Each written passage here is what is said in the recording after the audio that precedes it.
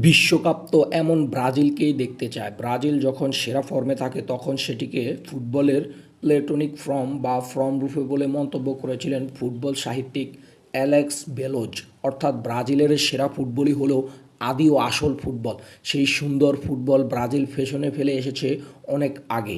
তবে সব কিছু হারানোর পরও প্রজন্ম থেকে প্রজন্ম চর্চাগত একটি প্রভাব থেকেই যায়, যা আসলে মিশে থাকে রক্তে। আর সেই রক্তে না সে উঠলেও চুপ করে থাকা যায় না। বেনজের সেই সেরা ফুটবলের সামান্য ছায়াও যদি দূর থেকে দেখা যায়, সেটা সমর্থকদের মন আনন্দে ভরিয়ে তোলে। বিশেষ করে 2022 বিশ্বকাপে কোয়ার্টার ফাইনাল থেকে বিদায় নেয় ব্রাজিল। এমনকি বিশ্বকাপের প্রথম 2 ম্যাচের পারফরমেন্স মন ভরাতে পারেনি। তবে আজ ভোরে স্কটল্যান্ডকে 3-0 গোলে হারানোর পারফরমেন্সে ব্রাজিলের বার্তাই স্পষ্ট, আমরা ফিরে এসেছি। গত 2 ম্যাচের অস্থিরতা, স্নায়ুতা, শান্ত ও মনোযোগী প্রতিপক্ষ ডিফেন্ডারের ভুলে প্রথম গোল এলেও সেটি ছিল ব্রাজিলের গতিময়তা ও প্রেসিংয়ের ফল।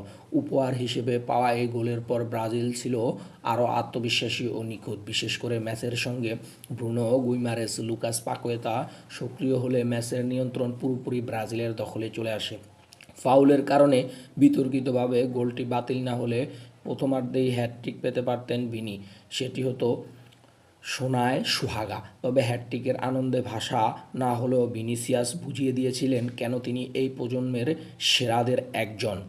ব্রাজিল গোছানো ফুটবলের জবাবে স্কটল্যান্ড 90 মিনিট ধরে নিজেদের খেলাটা হাতড়ে পিছিয়ে যদিও আঁকড়ে ধরার মতো কিছু পায়নি। ব্রাজিলকে ম্যাচ তেমন কোনো কঠিন পরীক্ষা দিতে হয়নি।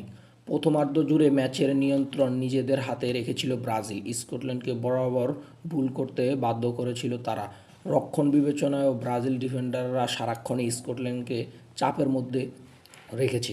সব মিলিয়ে অনন্য পজিশনে। অবশ্য প্রতিপক্ষ স্কটল্যান্ড ব্রাজিলকে খুব একটা কঠিন পরীক্ষার মুখে ফেলতে পারেনি, বরং নিজেদের শক্তির জায়গাগুলো আরও ভালোভাবে কাজে লাগাতে পেরেছে 5বারের বিশ্ব চ্যাম্পিয়নরা।